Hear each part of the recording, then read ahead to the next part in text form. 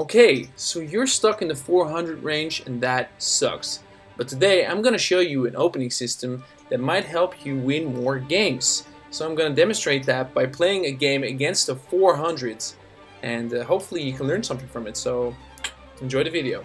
Alright, so the C and the D system, so we're going to play C6 if we're black, and D5 if we that's our next move, and it would be C3 with white, and then D4 as the next move. So it's an opening system you can play with white and with black. Yeah. Basically, if they go here and they trade, you always take back, so you get 2 pawns in the center as such. And if you can grab the full center, well, I mean, that's really nice. That's sort of like the goal.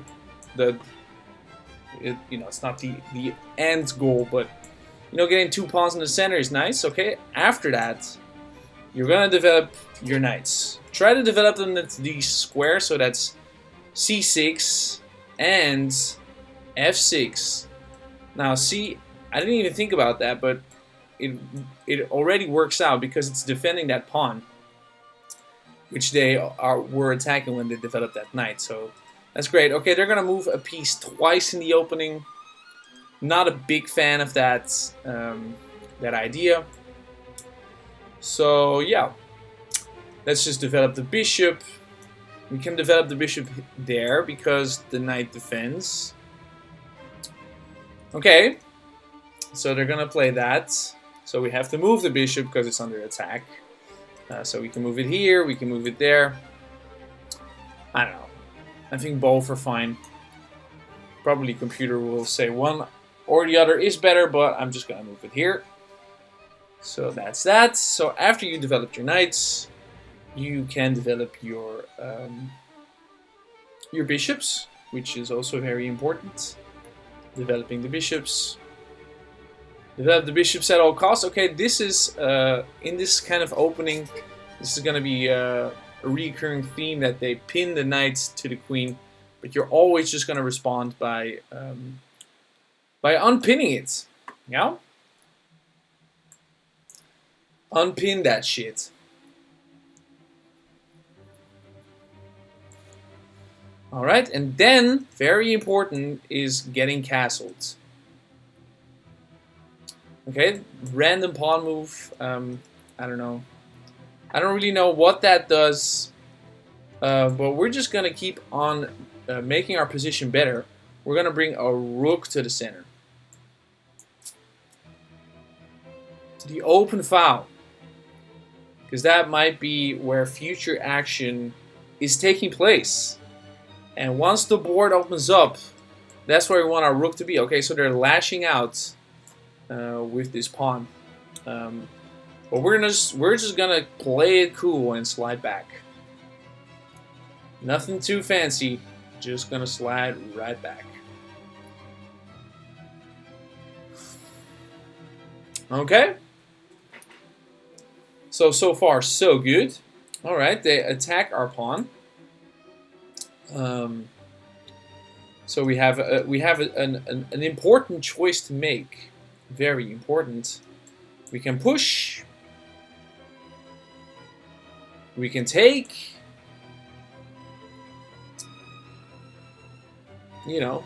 Those are the options, or we cannot do anything about it at all and just let it happen. But then if they first take here, then we take, then they take, that's a free pawn. So you gotta think about those kind of things, like what could happen, what could happen. So I think the simplest thing would just be to take.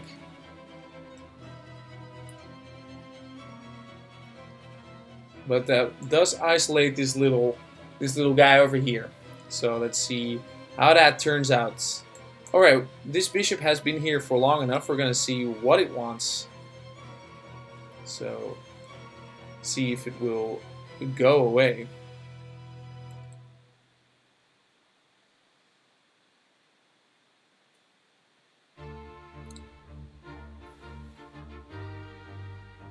Okay, they keep the tension there, which is fine. Okay, now we're gonna move our other rook over here, and maybe, just maybe, we can move the bishop out of the way with a check.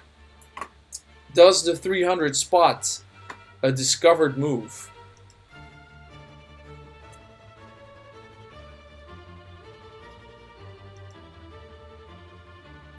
We're about to find out. Okay, wow, they actually do. So that's good stuff. Good stuff, but we can still pin this knight to that king. So let's just go ahead and do that. And they have to find another way to defend it, and I think that's the only way.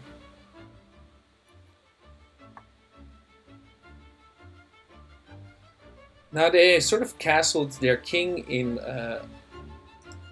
already sort of like a broken home, because these pawns are already pushing. So you try to keep those pawns in front of your king, sort of like all together, not too far forward, because they're sort of they're the defense of your king, and yeah, you don't want your king to be helpless. Okay, so let's see what they're gonna do.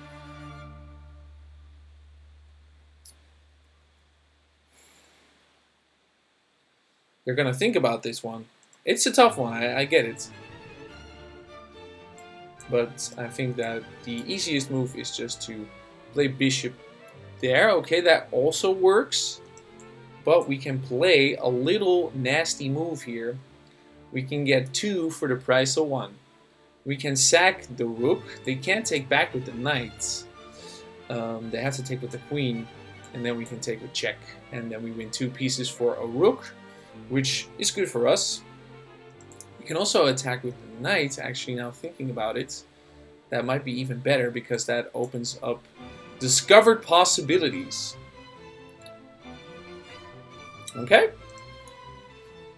so it was a nice little idea going back with the knights, but when knights defend each other but one of the knights is pinned, it doesn't always work, you know? So let's see what they're gonna play next. The hillbilly attack. That's something you gotta know when you play the system.